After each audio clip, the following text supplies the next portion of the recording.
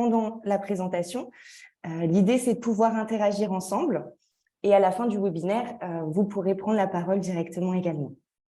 Donc, cette présentation, aujourd'hui, est présentée par une équipe de choc composée de Chloé Denis et Nathan Madelin, qui sont 2 analystes au sein de Culture Patrimoine et qui sont experts sur les sujets patrimoniaux, notamment dans le droit patrimonial de la famille et la transmission. Donc, ils sont dynamiques, ils sont chaleureux et ils sauront parfaitement vous répondre, vous éclairer sur ce sujet ô combien important. Je vois qu'il y a certains clients, je vous remercie pour votre présence. Pour ceux qui ne connaissent pas Culture Patrimoine, nous sommes un cabinet de gestion de patrimoine et un family office indépendant qui existe depuis bientôt 20 ans.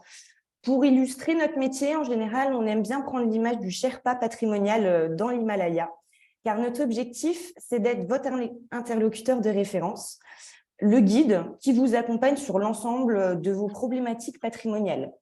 Et nous faisons cela avec une technicité reconnue, une expérience et une fiabilité dans le temps. Donc, si on voudrait présenter Culture Patrimoine en 4 questions, ce seraient les suivantes. La première, notre métier, c'est de proposer des services patrimoniaux de conseil avec ensuite une phase de mise en œuvre et un accompagnement dans la durée. Notre objectif, comme je vous l'ai dit, c'est de devenir votre interlocuteur de référence. À qui ça s'adresse ? Eh bien, pas uniquement aux personnes qui détiennent des revenus ou un patrimoine important. C'est également pour quelqu'un qui se pose des questions, que ce soit d'optimisation, de retraite, de donation ou de transmission comme aujourd'hui. Donc, c'est des sujets assez larges. À partir du moment où on se pose des questions sur ces sujets, nous sommes là pour vous accompagner. Et enfin, comment ? Eh bien, c'est grâce à notre technicité, notre fiabilité et notre expérience. Donc, maintenant, on va passer au déroulé du webinaire, excusez-moi, qui va se présenter en 5 parties.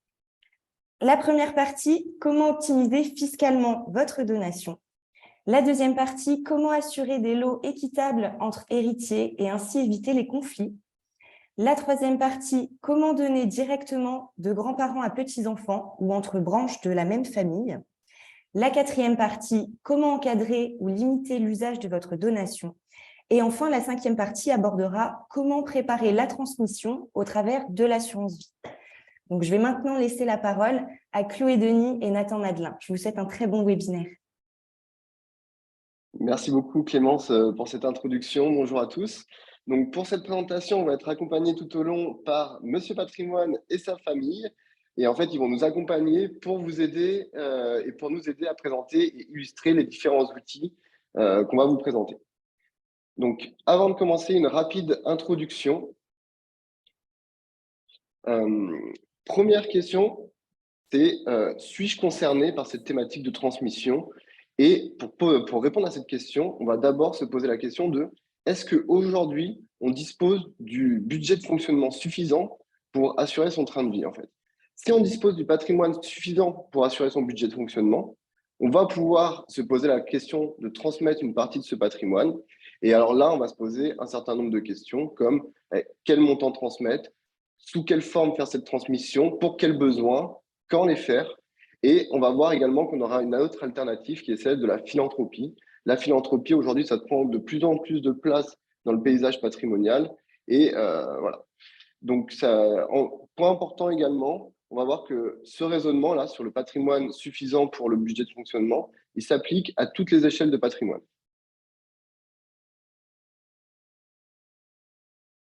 Merci Nathan. Donc ensuite, on peut se poser la question de savoir quels sont les enjeux concernant l'anticipation de la transmission. Donc ils sont de 2 ordres. Dans un premier temps, il y a les enjeux fiscaux, puisqu'en effet, la fiscalité sur les droits de succession en ligne directe, c'est-à-dire de parents à enfants, peut aller jusqu'à 45%. Et ensuite, ce qu'on peut constater, c'est que 74% des Français qui ont plus de 45 ans ne connaissent pas les droits de succession sur leur patrimoine. Donc, on se rend compte que c'est des chiffres qui sont assez conséquents et on verra qu'il y a des gains massifs à aller chercher avec les outils qui existent aujourd'hui. Et les deuxièmes enjeux, donc, ce sont des enjeux familiaux, puisqu'en effet, il existe des risques de querelles familiales, que ce soit dans des familles classiques ou recomposées, lorsque la succession ne va pas être anticipée. Et donc, pour pouvoir aborder cette succession de manière la plus sereine possible, on verra qu'il y a des anticipations à prendre. Et ensuite, le dernier point, c'est que la transmission, ça va confronter les personnes à leur propre mort. Donc, ça peut être un sujet parfois tabou pour certains qui vont avoir tendance à repousser ce sujet au maximum jusqu'à ce qu'il soit parfois trop tard. Donc, pour cette première partie, on va vous présenter comment optimiser fiscalement une donation, avec notamment l'intérêt de donner au plus tôt, mais également, vous allez voir qu'on aura un intérêt à donner même très tard. Et on illustrera ces deux sujets avec un cas pratique à chaque fois pour montrer le gain fiscal qu'on peut avoir dans ces situations. Donc, dans un premier temps, on va voir l'intérêt de faire une donation au plus tôt. Donc, le premier intérêt, ça va être de profiter des abattements fiscaux. En effet, la loi permet en fait un certain nombre d'abattements qui sont dans le tableau que vous voyez sur l'écran. Et ces abattements, ils vont s'appliquer en donation et en succession. Donc, on a l'abattement, par exemple, en ligne directe de 100 000 € entre parents et enfants, qui va s'appliquer à la fois en donation et en succession. Par contre, ce qu'on peut constater également sur le tableau, c'est qu'au niveau des grands-parents et des petits-enfants, on a un abattement de 31 865 € pour la donation, alors que pour la succession, on a un abattement de 1 594 €. Donc, le premier point à noter concernant ces abattements, qui n'est pas des moindres, c'est que ces abattements se renouvellent tous les 15 ans. Et donc, ça veut dire que si on donne très tôt, on va avoir la possibilité de réutiliser une nouvelle fois ces abattements 15 ans plus tard. Et ces abattements de 100 000 €, par exemple, c'est par enfant et par parent. Donc, on peut très vite donner une part importante de patrimoine en utilisant plusieurs fois ces abattements.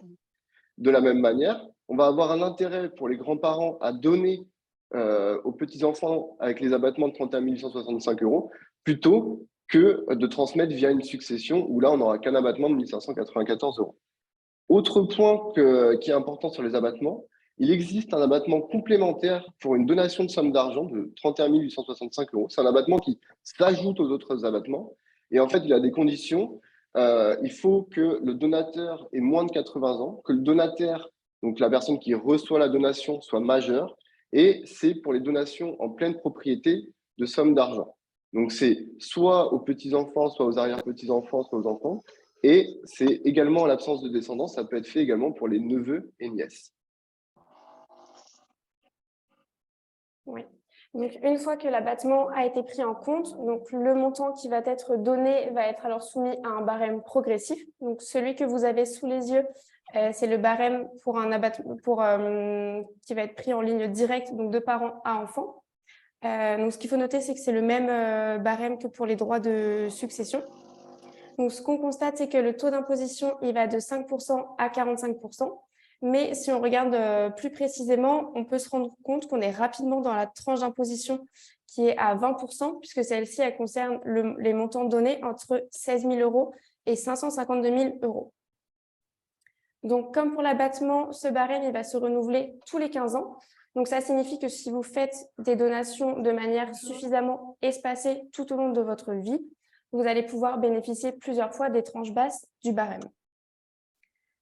Et donc, pour savoir comment sont calculés ces droits de donation, donc ce qu'on va faire, c'est qu'on va ajouter les donations qui ont été faites il y a moins de 15 ans. Ensuite, on va appliquer l'abattement expliqué par Nathan juste avant. On va appliquer le barème et ensuite, sur ces droits calculés, on va enlever ceux qui ont déjà été acquittés.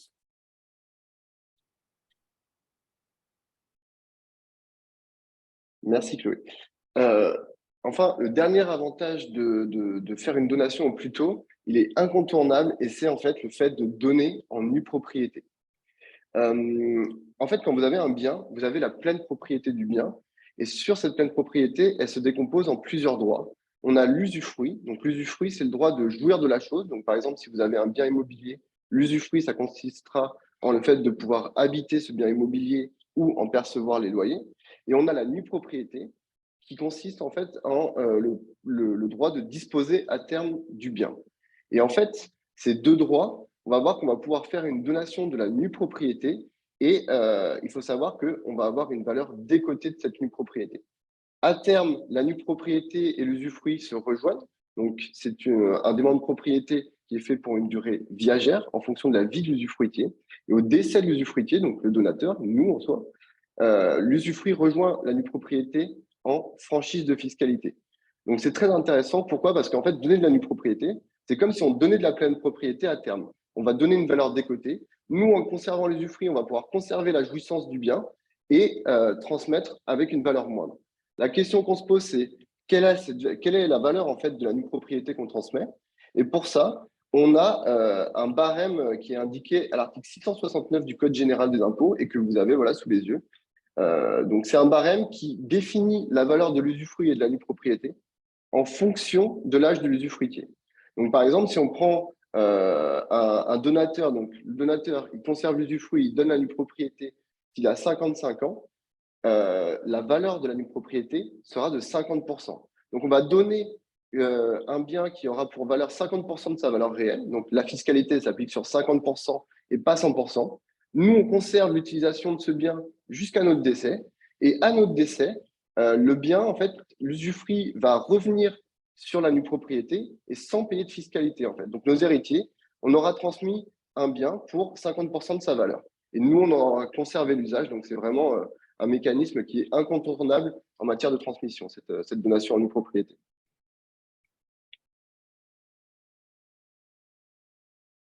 Donc, ce qu'on a fait, c'est qu'on a pris un cas pratique pour que vous puissiez avoir plus de visibilité sur l'intérêt de cette donation en nue propriété. Donc, dans notre situation, on a Monsieur Patrimoine, qui a un bien d'une valeur de 600 000 € et il a 2 enfants, Marie et Paul, à qui il veut donner ce bien. Donc, si il ne fait aucun démembrement de propriété et qu'il donne la pleine propriété, donc on voit que la base taxable, c'est celle du bien, donc 600 000 €. À cette base taxable, on va déduire les abattements. Donc, comme vu juste avant, les abattements en ligne directe par enfant, c'est de 100 000 € par enfant. Donc, pour Marie et Paul, ça fait un abattement de 200 000 €. Une fois qu'on a déduit cet abattement, la base taxable va être de 400 000 €. Et donc, sur ces 400 000 €, les droits et frais à régler sont de 84 300 €. Maintenant, si on prend l'hypothèse dans laquelle Monsieur Patrimoine avait donné la nue propriété à ses 65 ans, donc dans ce cas-là, la base taxable, elle ne va plus être de 600 000 €, mais de 60% de la valeur du bien. Donc là, on s'est basé sur le tableau que vous avez vu juste avant.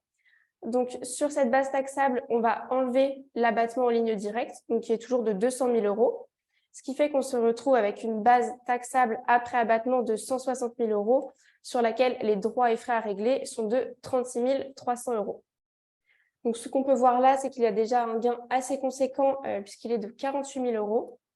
Et donc, si on était allé encore plus loin et que la donation en nue propriété avait été faite aux 45 ans de Monsieur Patrimoine, donc dans ce cas-là, la base taxable serait de 240 000 € puisqu'on prend en compte 40% de la valeur du bien. On a toujours notre abattement en ligne directe de 200 000 €. La base taxable va être de 40 000 € après abattement. Et donc, les droits et frais à régler sont donc de 12 300 €. Donc, on voit qu'avec cette donation faite encore plus tôt, le gain il est conséquent puisqu'il est de 72 000 €. Donc, c'est très intéressant. Et donc, on vous a remis à côté les petits reminders. Dans 15 ans, l'abattement sera de nouveau disponible et vous pourrez également profiter de la progressivité dans les tranches basses du barème. Merci Chloé. Donc maintenant qu'on a vu que voilà, c'était très intéressant de faire une donation tôt, on va vous présenter le fait que même tard, il y a un intérêt à faire une donation.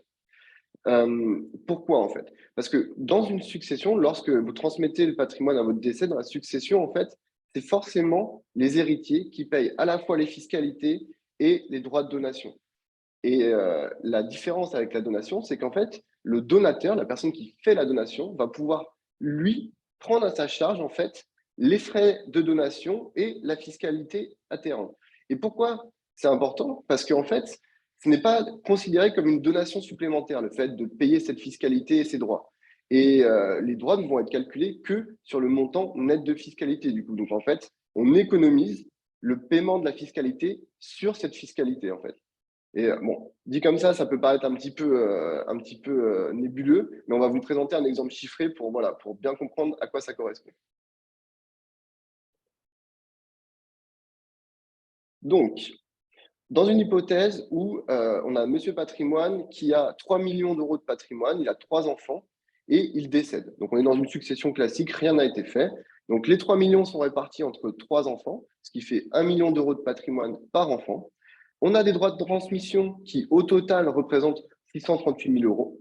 On a également des frais de succession pour 39 000 euros et des droits de partage parce qu'il va falloir partager les biens du patrimoine entre les différents héritiers. Donc, ce qu'on retient, c'est que dans une succession pour 3 millions, on aurait 636 000 euros de fiscalité au total et de droits, soit un net en poche pour nos 3 héritiers de 2,2 millions. Donc ça, c'est si on n'a rien fait. Si on fait une donation-partage, même très tardive, à nos enfants, là, l'intérêt, comme je l'ai expliqué, c'est qu'on va pouvoir prendre à sa charge en tant que donateur le paiement de la fiscalité et des droits. Donc, on ne va céder, en fait, l'assiette taxable, ça ne va être que le montant net de fiscalité, en fait. En l'occurrence, si on reprend les mêmes montants de 3 millions de patrimoine transmis, eh ben, on a un patrimoine net de 2 483 000 euros qui est transmis à nos 3 enfants pour 827 000 euros par enfant. La fiscalité sur ces 2,4 millions, c'est 483 000 et 32 000 euros de frais de succession, ce qui nous fait 516 000 euros à payer pour le donateur. Donc là, ce qu'on comprend, en fait, c'est que comme on prend à sa charge les frais de fiscalité et de donation et que du coup, ce n'est pas compris dans l'assiette taxable, eh ben, du coup, l'assiette taxable est bien plus faible et on économise 219 000 en ayant pris à notre charge ces frais de donation et cette fiscalité. Donc en gros, encore une fois, on a économisé le paiement de la fiscalité des droits sur les droits. Et bien sûr, ce qui est important, c'est que ça implique d'avoir de la liquidité dans son patrimoine pour pouvoir payer ces 516 000 euros de droits, en fait. Donc, c'est quand même un point important à avoir en tête. Et dans les deux cas, voilà, on a bien 3 millions d'euros qui sont sortis du patrimoine. Ouais, merci Nathan. Donc là, on va passer à la deuxième partie, donc à savoir comment assurer des lots équitables entre héritiers et ainsi éviter les conflits. Donc, on commencera par voir l'aménagement de la réserve héréditaire. On verra ensuite la donation, partage et les soultes. Et on finira avec un cas pratique sur le gain fiscal. Alors, juste avant, je me permets, comme Chloé, tu n'as pas accès au chat, il y a eu une question très intéressante sur la première partie. Ça concerne du coup les frais de notaire pour le démembrement de propriété. Donc, quand on donne la nue propriété, les frais de notaire sont calculés sur la part en pleine propriété. Donc ça, il faut bien être vigilant là-dessus. Et j'en profite pour vous donner une deuxième information qui est souvent une interrogation très courante. C'est concernant le démembrement de la résidence principale, puisque c'est vrai qu'en général, la résidence principale représente une part importante de votre patrimoine. Alors, nous, on ne préconise pas forcément de démembrer en premier votre résidence principale, car cela vous donne moins de flexibilité. Si vous souhaitez céder ce bien-là, vous dépendez de l'accord, de l'avis de vos enfants. Donc, voilà. Je te redonne la parole, Chloé. Merci. Merci Clémence pour les précisions. Alors, donc on va commencer avec l'aménagement de la réserve héréditaire. Donc, le principe, c'est que votre futur actif successoral, il va être divisé en deux parties. Donc, la première, c'est la réserve héréditaire qui correspond à la part de votre patrimoine successoral qui est réservée à certains de vos héritiers, donc vos enfants et à défaut le conjoint. Et à côté, on a la quotité disponible. Donc, quant à elle, elle correspond à la part de votre patrimoine successoral dont vous pouvez disposer librement, par exemple en inscrivant vos volontés dans un testament. Donc, comment se répartit le pourcentage entre la réserve héréditaire et la quotité disponible? En fait, elle va dépendre du nombre d'enfants que vous avez. Par exemple, donc là, on a repris les montants en dessous. Si vous êtes marié et que vous avez un enfant, donc la part de la réserve héréditaire de cet enfant sera de 50% et la quotité disponible de 50%. Si vous avez 2 enfants, la réserve héréditaire est de 66,6% et la quotité disponible de 33,3%. Et si vous avez 3 enfants et plus, donc dans ce cas-là, la réserve héréditaire, elle est de 75% et la quotité disponible de 25%. Si vous êtes marié et que vous n'avez pas d'enfants, dans ce cas-là, c'est votre conjoint qui sera votre unique héritier réservataire et sa part de réserve sera de 25%. Ce qu'il faut bien avoir en tête là-dessus, c'est que c'est bien un pourcentage de votre patrimoine lors du décès et non pas un montant brut. Et donc, si au jour de votre décès, vous avez un patrimoine qui est moins important que celui que vous avez aujourd'hui, c'est bien le montant au jour de l'ouverture de votre succession qui sera pris en compte. Merci Chloé. Maintenant, on va voir que dans le cadre de l'aménagement de la réserve héréditaire, il y a plusieurs types de donations. Et la donation la plus classique est celle en avancement de part successorale, aussi dite en avancement d'Ouari.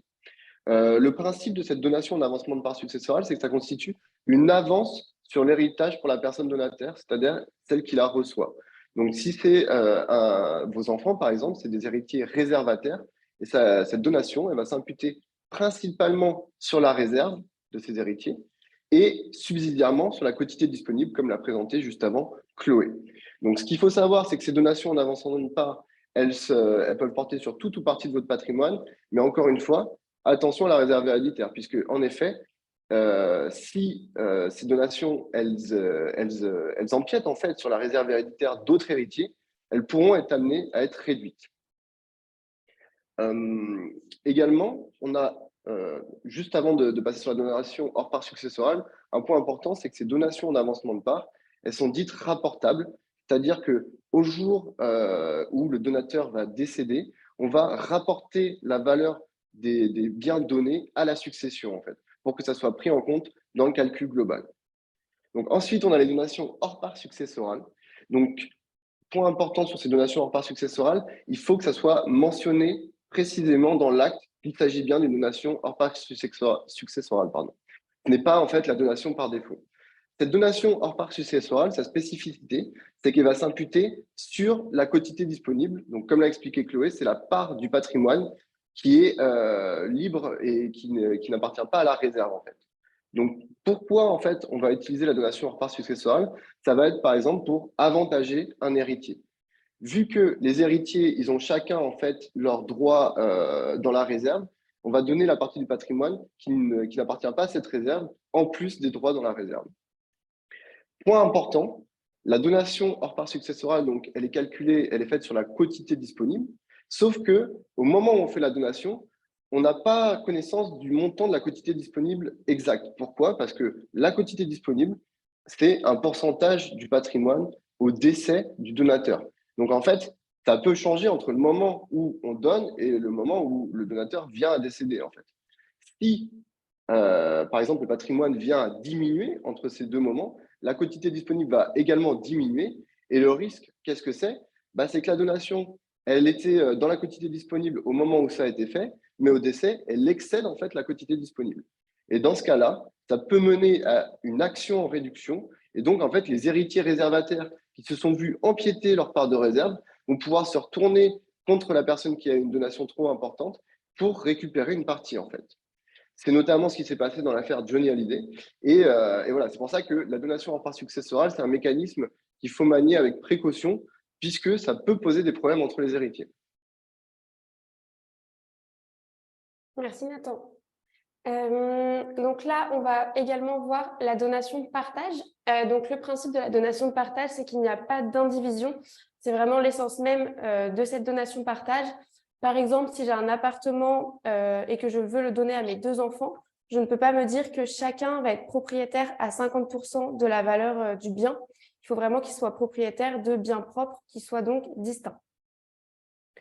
Pour la répartition de cette donation de partage, donc elle peut être égale, donc ce qui va être plus simple pour limiter les conflits potentiels, mais elle peut également être inégale. Et donc dans ce cas-là, pour rétablir l'égalité, la personne qui aura reçu plus que son frère ou sa sœur va devoir lui verser une soulte, c'est-à-dire une somme d'argent, pour pouvoir rééquilibrer la donation. Pour le versement de cette soulte, c'est assez souple puisqu'elle va pouvoir être versée en une fois, plusieurs fois, étalée dans le temps. Donc voilà, c'est vraiment assez souple là-dessus. Et ensuite, le point important sur la donation de partage, c'est que la valeur des biens qui vont être donnés va être figée au jour du partage et non pas au jour du décès. Et donc ça, c'est très important puisque dans le cas d'une donation classique, comme on l'a vu juste avant, la valeur du bien peut évoluer dans le temps, ce qui pourra créer des conflits lors de l'ouverture de la succession. Et attention, point de vigilance, c'est que la donation partage, elle est possible uniquement si tous les héritiers réservataires ont reçu un lot lors de cette donation partage. Donc là, on a repris un exemple pour que ce soit plus clair pour vous. Donc, Monsieur Patrimoine, il est un bien d'une valeur de 300 000 € et à côté, il n'a pas de liquidité. Il souhaite donner ce bien à Marie et donc Marie aura donc une soulte d'une valeur de 100 000 € qu'elle devra donner à chacun de ses frères pour que chacun, in fine, puisse avoir reçu une donation de 100 000 €. Donc, cette donation partage, elle va pouvoir permettre de transmettre des biens à des héritiers présomptifs. Donc, ça peut être des enfants, petits-enfants, neveux, etc. Et ce qui est assez intéressant, c'est que les deux parents peuvent faire une donation partage. Donc, on parle alors de donation partage conjonctive, puisque en effet, donc, dans les familles recomposées, pour les parents, il sera donc possible de donner des biens propres à leurs enfants d'un premier lit. Mais si les deux parents sont d'accord et qu'ils ont également 2 enfants en commun, ils pourront également donner des biens communs à leurs enfants d'un premier lit, si donc ces 2 conditions sont réunies.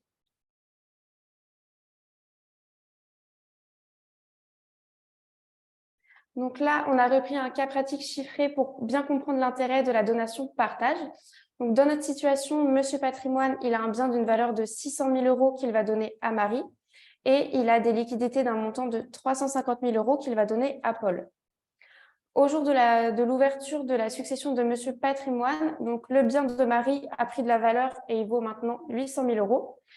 Et Paul, de son côté, a fait le tour du monde. Il a dépensé toutes ses liquidités et donc il ne reste plus rien.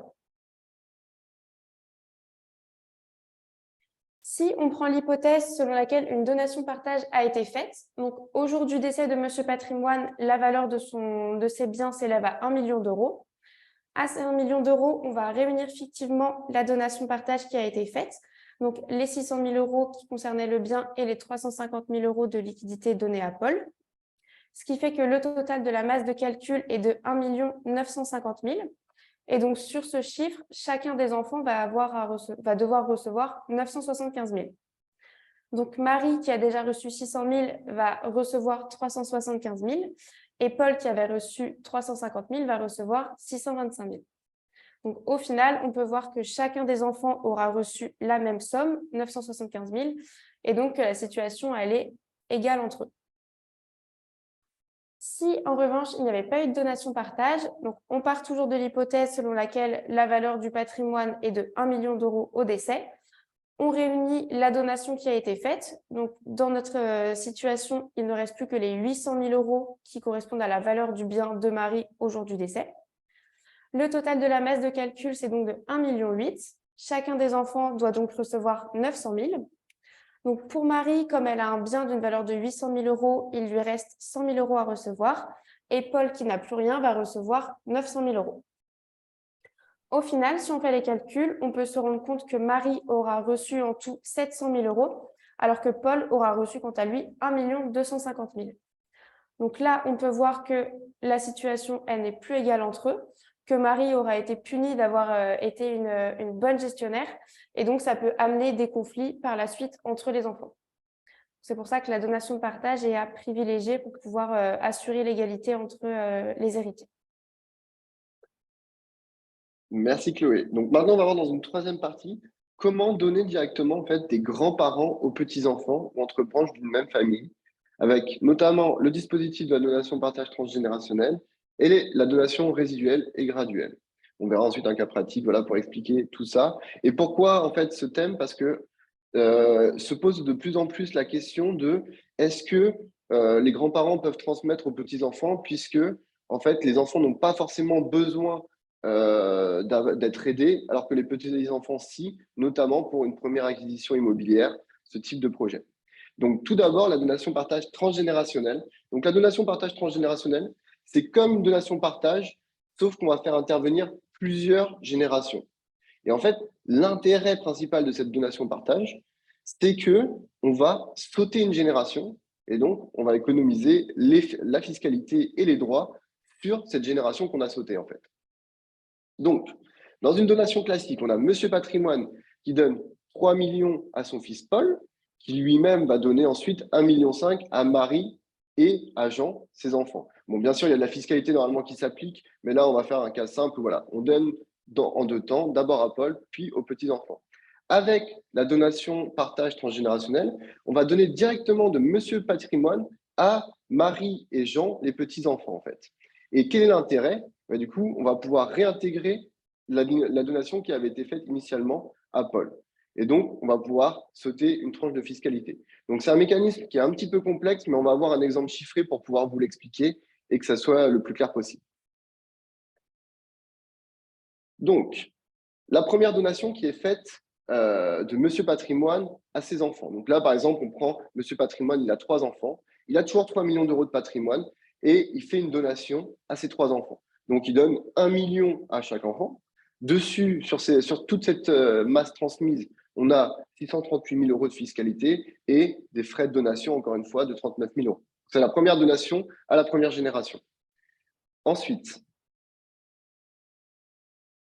on a une donation des parents. Du coup, les parents, ils ont reçu de Monsieur Patrimoine cette donation et eux-mêmes, ils ont eu 2 enfants chacun, ce qui fait 6 petits-enfants à Monsieur Patrimoine et on va transmettre à la deuxième génération, en fait, les 2,3 millions qui correspondent aux 3 millions diminués de la fiscalité, en fait.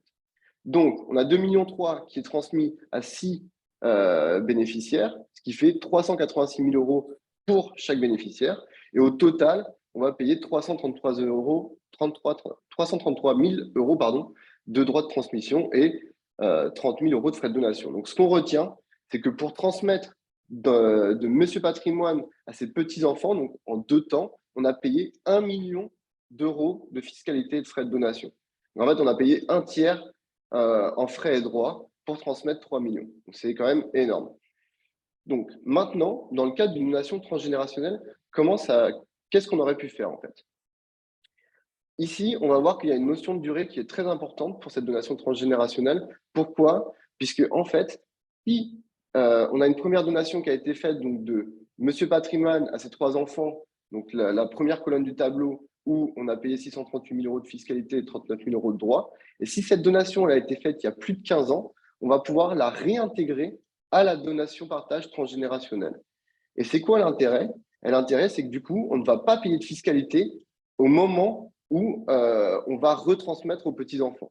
Donc, en fait, la première donation a été faite. Donc, Monsieur Patrimoine, il a donné à ses 3 enfants. Il a transmis 1 million à chaque enfant et il a payé 638 000 euros et les frais de donation. Et avec l'accord de ses enfants, si eux n'ont pas besoin des sommes, on va réintégrer cette donation initiale à une donation de partage transgénérationnel. Et donc, ça va permettre de transmettre directement aux petits-enfants.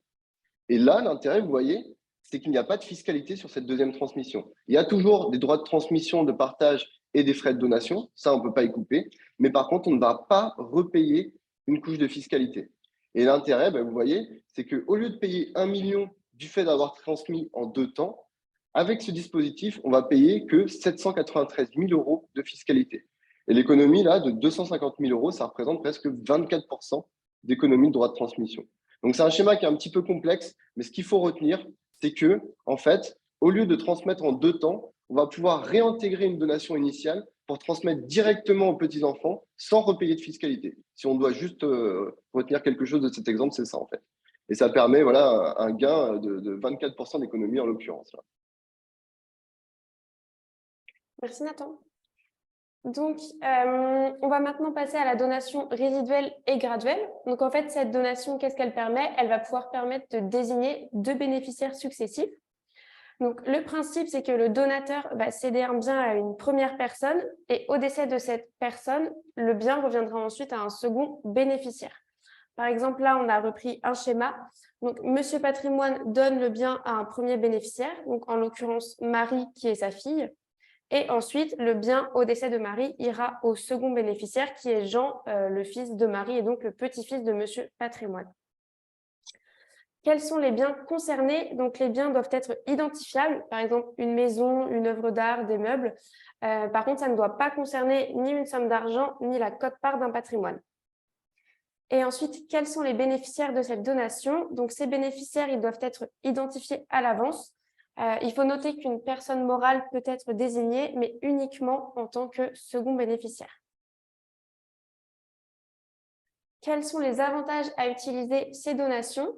Donc, ça peut être utilisé notamment si vous souhaitez conserver un bien dans la famille, par exemple un bien immobilier. Ça peut également être utilisé si vous êtes remarié et que vous souhaitez transmettre un bien à votre nouveau conjoint avant de le donner à vos enfants d'une première union. Ça va permettre d'optimiser les droits en transmettant le patrimoine sur plusieurs générations.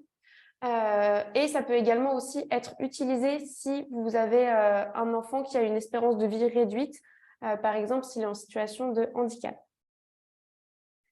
Et à noter que cette donation résiduelle et graduelle peut être faite en donation de partage. Donc, quelle sera la fiscalité pour cette donation? Donc, lors de la première donation donc, de Monsieur Patrimoine au premier bénéficiaire, donc Marie, les droits de donation seront dus en fonction du lien de parenté qui existe entre le donateur et le premier bénéficiaire. Donc là, on pourra retrouver l'abattement parent-enfant.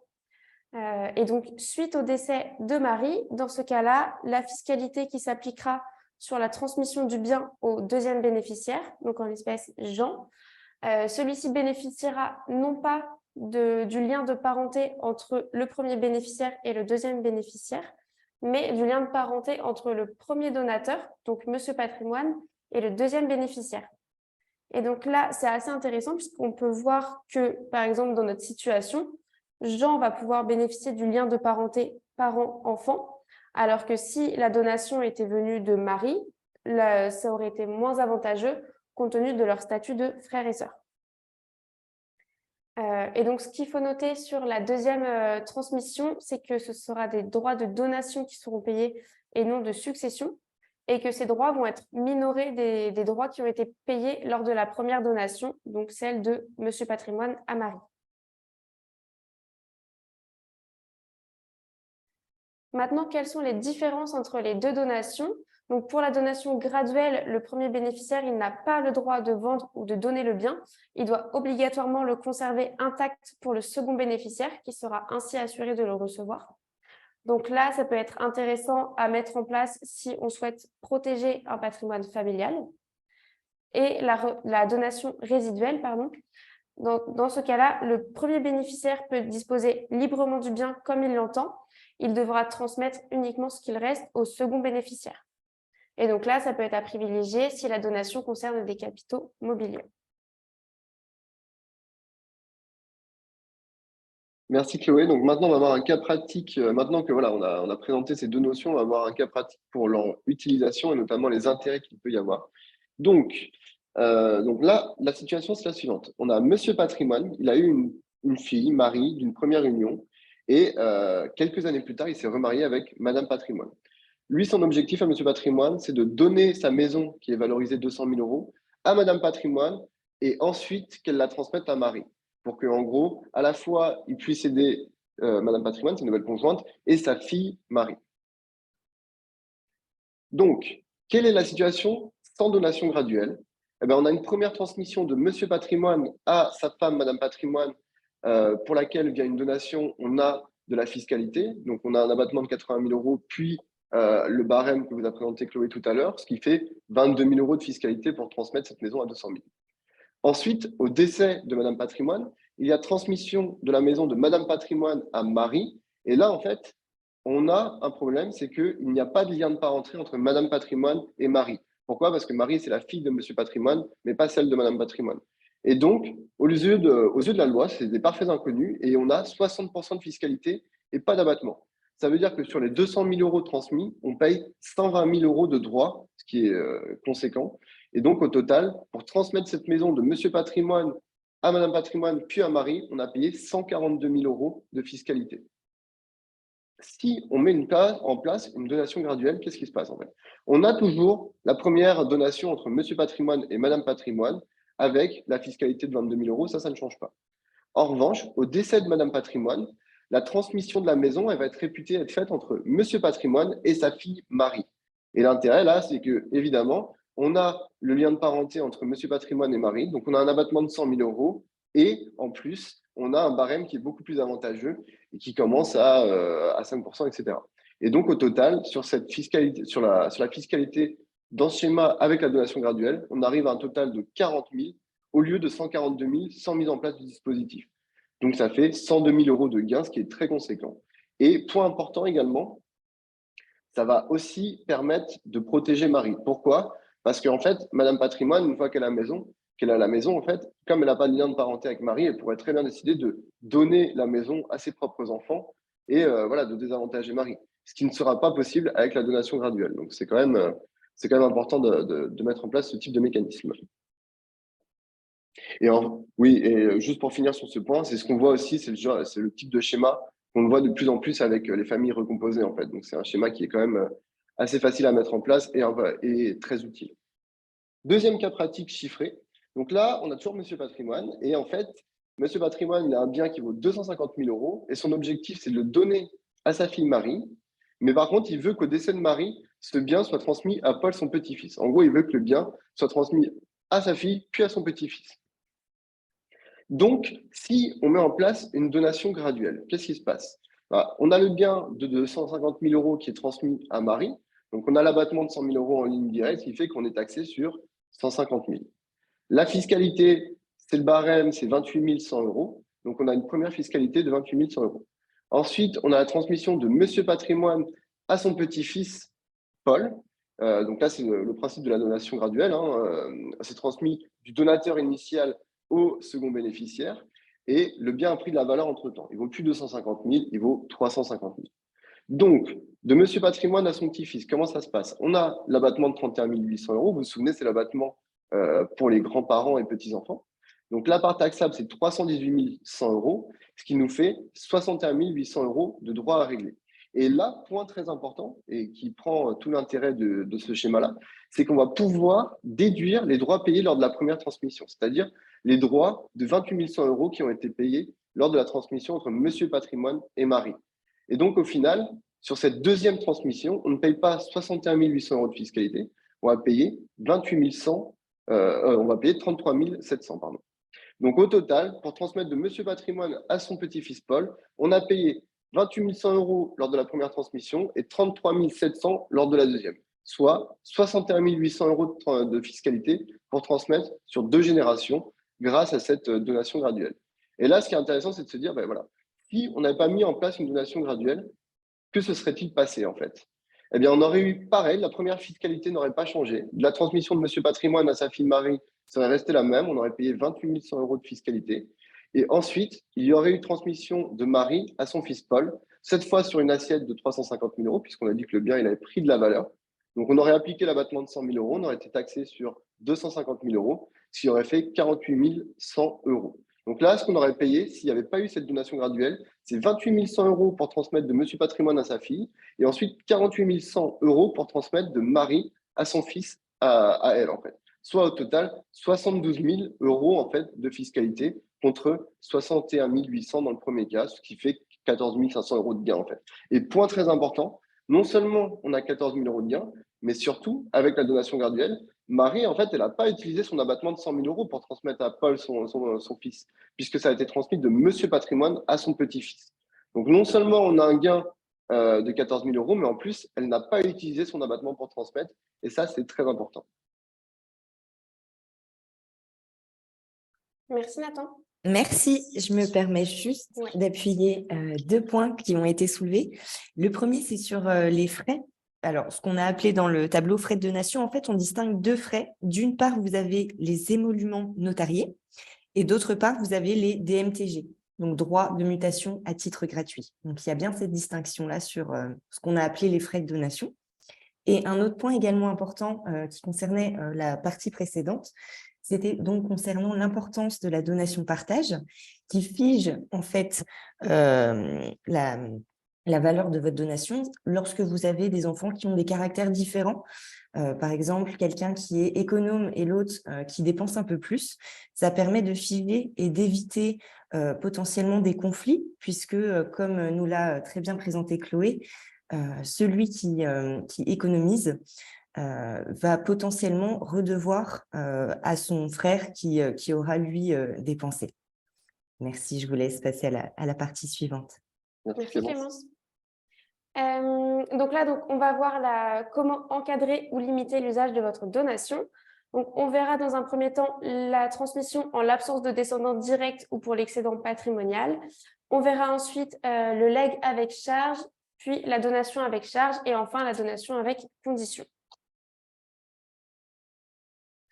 Donc, pour la transmission avec absence de descendance directe, donc là, on voit dans notre situation, on a Monsieur Patrimoine qui a un frère et ce frère a une fille, Marie.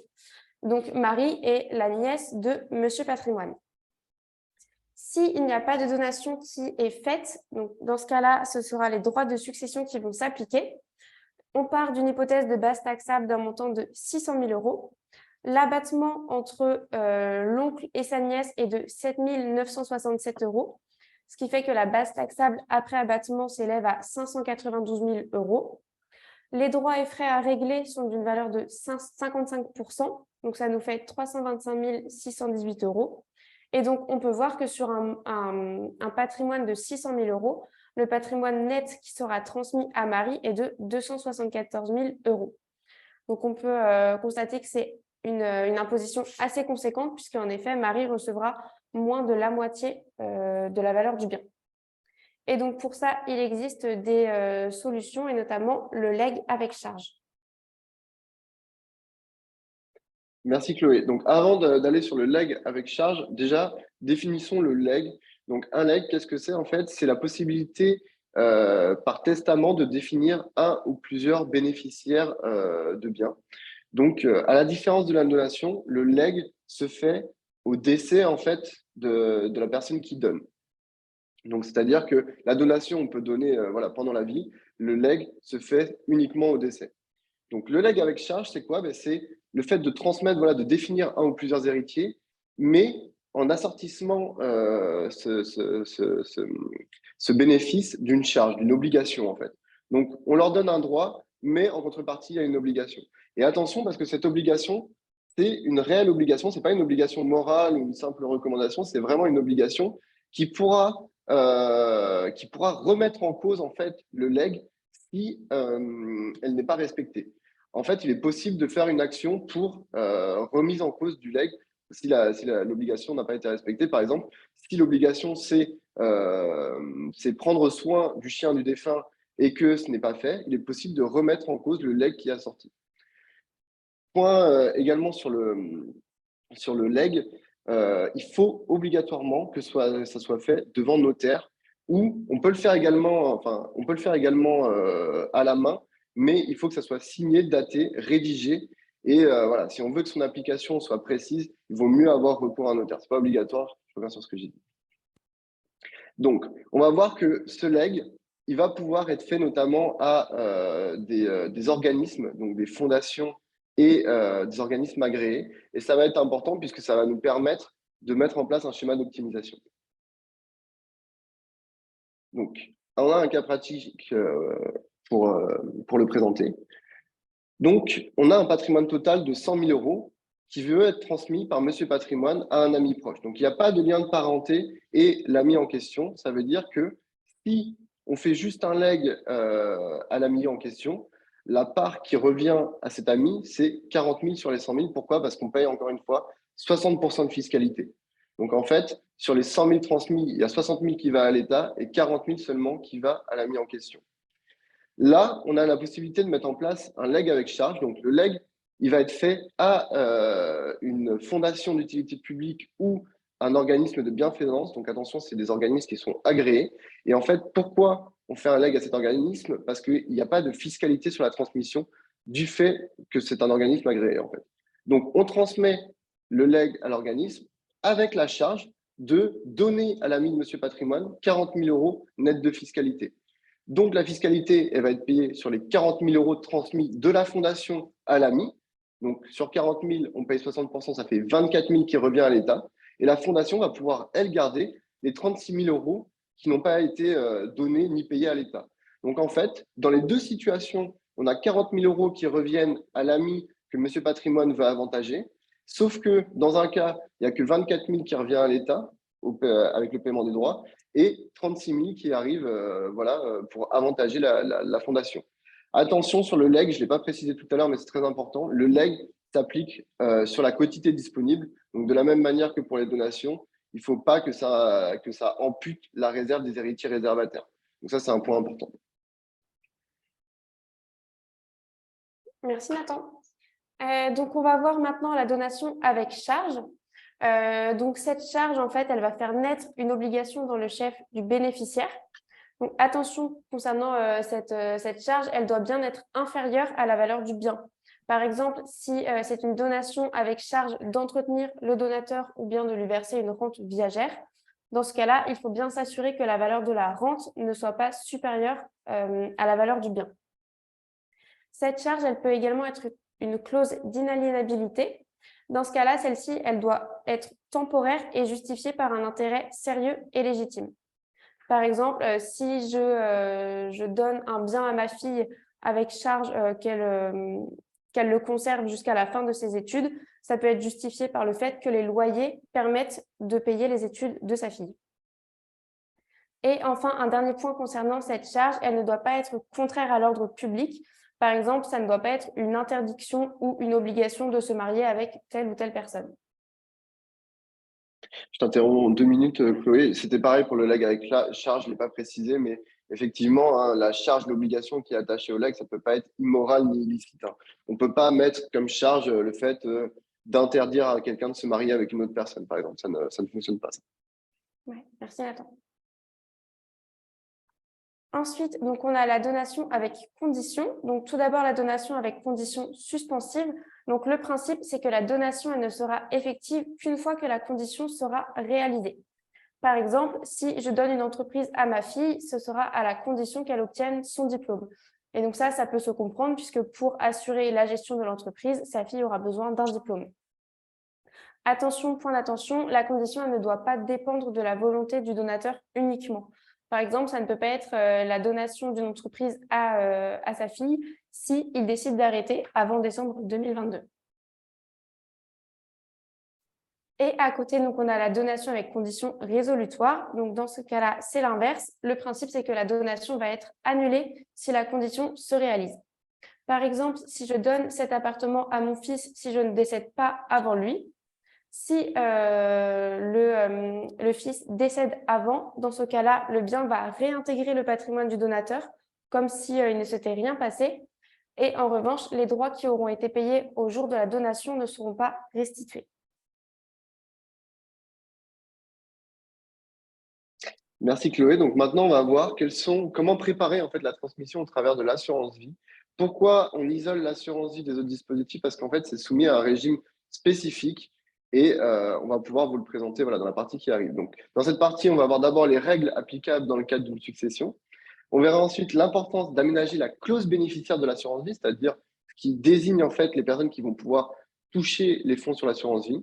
On verra qu'on peut appliquer le concept du démembrement de propriété à l'assurance vie. Et enfin, on finira pour un cas pratique pour montrer l'intérêt qu'on peut avoir fiscalement sur ce dispositif. Donc d'abord, concernant les règles applicables à l'assurance vie dans une succession. Ce qu'il faut noter, c'est que l'assurance vie, ça a un régime particulier qui fait que ce n'est pas traité comme un actif successoral et ce qui en fait l'un des outils les plus importants pour préparer sa transmission. Comment ça fonctionne? En fait, en cas de décès de la personne qui souscrit le contrat, les capitaux présents sur le contrat sont versés aux bénéficiaires qui sont indiqués dans la clause. Donc, la clause, c'est quelque chose qu'on remplit au moment où on souscrit le contrat ou ça peut être modifié également ultérieurement. Là, le point qui est intéressant, c'est qu'on peut indiquer dans la clause une personne qui est de notre famille, donc par exemple nos enfants, mais également quelqu'un qui n'a pas de liens familiaux, et par exemple un ami qu'on voudrait avantager. Et la fiscalité va être très avantageuse pour les bénéficiaires, et ça, peu importe le lien de parenté entre les parties. Ce qui fait la grosse différence en fait, avec la fiscalité classique qu'on a dans les successions. On a vu dans les successions, plus on s'éloigne en termes de lien de parenté, plus ça devient confiscatoire, 60% de fiscalité si on n'a pas de lien de parenté. Là, quel que soit le lien de parenté, c'est la même fiscalité. On va voir que le régime fiscal, il va en fait se distinguer dans 2 cas. Est-ce que les sommes, elles ont été versées sur le contrat avant nos 70 ans ou après nos 70 ans? C'est-à-dire que si j'ai 69 ans et que je verse sur le contrat, il y a un régime qui s'applique. Si j'ai 71 ans ou plus, un autre régime s'applique. Donc, si on verse avant nos 70 ans, on a un abattement de 152 500 € par bénéficiaire et ensuite un taux forfaitaire de 20% jusqu'à 852 000 € et ensuite 31,25% de fiscalité. Donc là, ce qu'il faut retenir, c'est qu'on a 152 500 € d'abattement supplémentaire sur notre succession. Cet abattement, il se cumule bien sûr avec l'abattement qu'on a vu en ligne directe entre parents et enfants. Et donc, on va pouvoir à la fois bénéficier de l'abattement dans la succession classique et de cet abattement si on a des fonds placés sur une assurance vie. De la même manière, on a après l'abattement un taux de 20% qui reste en fait très acceptable jusqu'à 852 000 euros. 852 000 euros, on est à 41% dans le barème. Donc, voilà, vous voyez, 20% contre 40%, le choix est quand même assez rapide. Si on verse les fonds après nos 70 ans, comment ça se passe? On a un abattement de 30 500 qui, lui, est commun. Donc, on partage l'abattement entre les bénéficiaires. Et par contre, là, les sommes seront intégrées comme des actifs classiques dans la succession. Donc, on a un abattement en plus, mais qui est que de 30 000 euros cette fois. Et en plus, on n'a plus les taux fixes de 20 et 31,25%. Là, c'est traité comme des actifs successoraux et du coup, on a le barème qui s'applique. Donc là, ce qu'il faut retenir, en gros, deux régimes, avec un régime qui est quand même beaucoup plus avantageux si on verse avant nos 70 ans. C'est vraiment le point à retenir là sur cette slide. Merci Nathan. Donc, par rapport à la clause bénéficiaire, le principe, c'est que donc, les bénéficiaires d'une assurance vie, ça peut être des personnes de votre entourage, mais ça peut également être une association, fondation, un fonds de dotation, voire les deux à la fois. Concernant la clause standard du contrat d'assurance vie, elle prévoit un dénouement au profit du conjoint, des enfants ensuite et des héritiers en dernier ressort. Et donc, ce qu'on peut constater, c'est que l'absence de rédaction de la clause bénéficiaire va pouvoir causer des pertes importantes. Par exemple, lors de la succession, on sait que le conjoint n'aura pas de droit à payer. Et donc, si la clause n'est pas aménagée et donc que le dénouement se fait au profit du conjoint, celui-ci va pouvoir voir se réintégrer à son patrimoine un capital qui sera taxable à son propre décès, alors qu'il n'en avait pas forcément besoin pour vivre.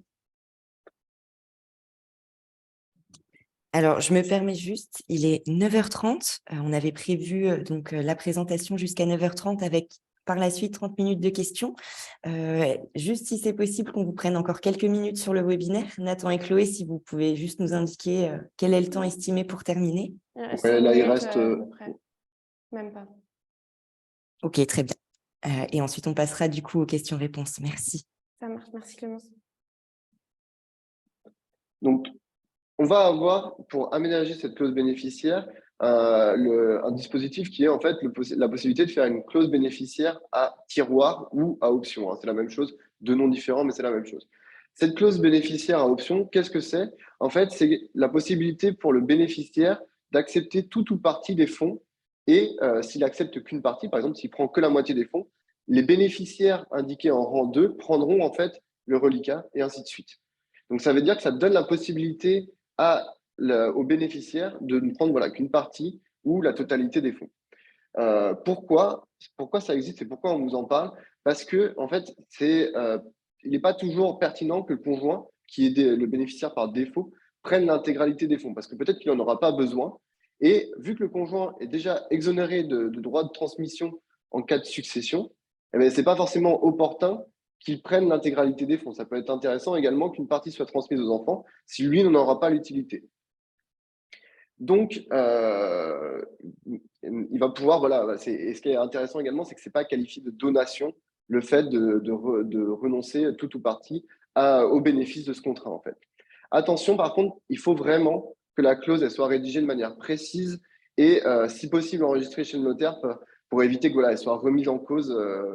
Ça, il faut faire quand même attention sur la rédaction. Donc ensuite, concernant le démembrement appliqué à l'assurance vie, donc le principe, ça va être de nommer un usufruitier du contrat d'assurance vie et son nu propriétaire. Donc ça permettra à l'usufruitier de pouvoir disposer librement des sommes et en parallèle, ça permettra également d'optimiser la transmission au décès de l'usufruitier. Donc au jour du décès, les capitaux donc, présents sur l'assurance vie appartiendront en usufruit au conjoint et en propriété aux enfants par parts égales. Et donc, fiscalement, l'abattement va être applicable à chaque bénéficiaire et il sera réparti pour chacun des enfants entre le parent survivant et lui, selon l'âge du parent survivant au moment du décès. Donc, l'usufruitier, avec ce démembrement, il va pouvoir user librement des sommes, voire les dépenser en intégralité, ça aura permis la mise en place d'un quasi-usufruit. Et donc, en contrepartie de cet usage libre des sommes, au décès, le nu propriétaire, il disposera contre la succession de l'usufruitier d'une créance d'un même montant qui permettra en même temps de réduire les droits de succession dont il devra s'acquitter. Ce qui fait qu'aucun impôt ne sera acquitté par le nu propriétaire lors du second décès. Et donc, on va avoir juste après un cas pratique pour pouvoir illustrer ces propos. Ouais, là, on a parlé de quasi-usufruit, ce genre de notions qui ne sont pas forcément très claires. On va voir un cas pratique chiffré, voilà, pour essayer de bien comprendre ça.